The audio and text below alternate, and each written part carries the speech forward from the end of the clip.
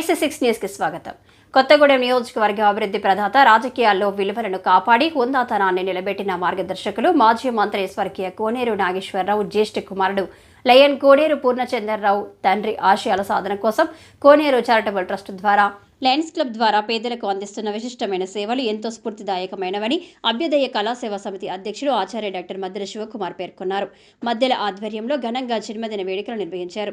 Cake cut చేసి శాలువా కప్పి పూలమాలలతో ఇచ్చి పుట్టినరోజు శుభాకాంక్షలు తెలిపారు. ఈ కార్యక్రమంలో Koneru Satyanarayana, Ravi Rambabu, Satyam charitable trust chairman Ponnekanti Sanjeevaraju, Steven Lazarus, Muslim minority cell జిల్లా అధ్యక్షులు తోత సల్మాన్ ఖాన్, జిల్లా కాంగ్రెస్ పార్టీ నాయకులు గుగులోతు కృష్ణ, నాయకులు ఎండి అమీన్, జేపీ సైమన్, బుగుల రవి గౌడ్, అజయ్, ప్రదీప్ తదితరులు పాల్గొన్నారు.